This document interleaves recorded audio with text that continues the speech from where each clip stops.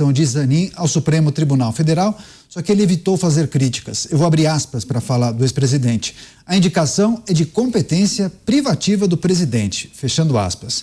Lembrando que os nomes indicados por Bolsonaro são Cássio Nunes Marques, em 2020, e André Mendonça, em 2021. Vamos girar agora com o Cláudio Dantas em Brasília. Jair Bolsonaro adotou a estratégia de ser protocolar, né, Dantas? Não quis fazer nenhuma crítica. Agora, salvo engano, ele não tinha nenhum tipo de relação pessoal com os indicados, exceção talvez feita ao terrivelmente evangélico. Quem tinha algum tipo de relação, acho que era a esposa de Jair Bolsonaro, salvo engano. Você pode confirmar pra gente? O Bolsonaro, o André Mendonça, tem uma relação histórica com a família, inclusive do Bolsonaro, e naturalmente isso pesou ali na indicação dele para o Supremo. Ele que é presbiteriano, né? Ele não integrava aí o contingente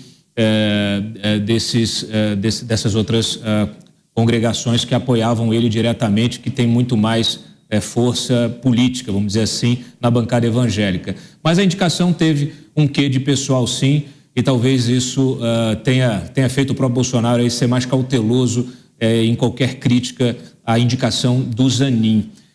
No caso do Nunes Marques, não. Nunes Marques a gente sabe que foi uma composição. Nunes Marques teve uma trajetória desde a nomeação para o Tribunal Federal pela Dilma, com apoio do Sarney, do MDB, e agora, quando ele foi para o Supremo, teve apoio do PP, do Ciro Nogueira. Então, no fim das contas, o Nunes Marques teve apoio da tríade, né? MDB, PT e PP. Bom, o Zanin, como eu disse ontem, o Zanin, ele não agrada à esquerda. O Zanin não é um nome, vamos dizer assim, ele não é um advogado dos quadros partidários, ele não tem militância política, ele é um nome do Lula. Ele está ali, teve a trajetória profissional dele totalmente associada à do próprio Lula, em função do trabalho do Roberto Teixeira, né, que esteve sempre ao lado do Lula, e ele, pelas relações ali familiares, de ser genro do Roberto Teixeira, acabou galgando aí posições nessa assistência jurídica, tendo obtido a sua vitória aí, de fato, na Lava Jato. Ontem eu conversei com várias lideranças do PT, com gente desses grupos, né, de advogados que apoiam o PT. Ninguém quer fazer críticas públicas ao Zanin agora que já foi escolhido, porque agora que ele já foi indicado e que a sua sabatina é dada como certa, a aprovação, ninguém quer comprar briga com um futuro ministro do Supremo. Mas essa turma tinha um candidato próprio, tinha o Manuel Carlos, que era ali um ex-assessor do próprio Lewandowski, e eles apoiavam este outro nome, né? O Zanin, ele é considerado aí, de fato, uma pessoa um advogado mais independente. Ele nunca advogou pro bono para o partido, nem para nenhum movimento social, e ele tem justamente a sua trajetória totalmente vinculada ao Lula, ou seja, é alguém da absoluta confiança do Lula, é alguém que dificilmente vai trair essa fidelidade ao Lula, mas isso não se estende ao partido, isso não se estende às bandeiras que são defendidas aí pela turma da esquerda. Esse é o grande pé atrás que eles têm em relação ao Zanin. Só que agora a preocupação não é nem mais em relação ao Zanin, porque o Zanin está escolhido, vai ser nomeado, vai ser sabatinado, aprovado e nomeado, e a preocupação agora, as atenções se voltam justamente para a segunda vaga.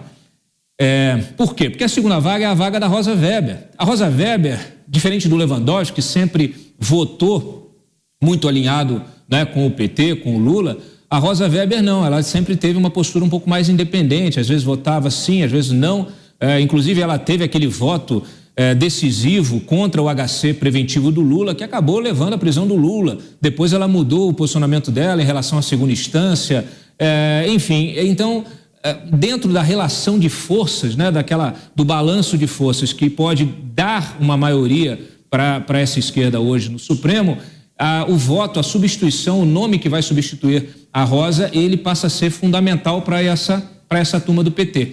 Então eles vão bater muito firme nisso. Ontem vocês já viram, já começaram nas redes a falar que o Lula escolheu outro homem, deveria ter escolhido uma mulher. Então aí o nome da Carol Proner, que é a mulher do Chico Buarque, volta com força nesse debate para a segunda vaga. E a preocupação é muito grande, por quê? Porque o Rodrigo Pacheco, nessas negociações com o Lula, para dar conforto ao Lula, né, ali junto com o Davi Alcolumbre, para dar agilidade na aprovação do nome do Zanin, Rodrigo Pacheco se colocou naturalmente. O que se corre, a informação que corre no bastidor é que ele quer ser, e o Lula teria sinalizado positivamente, quer ser o nome da segunda vaga, da vaga da Rosa Weber.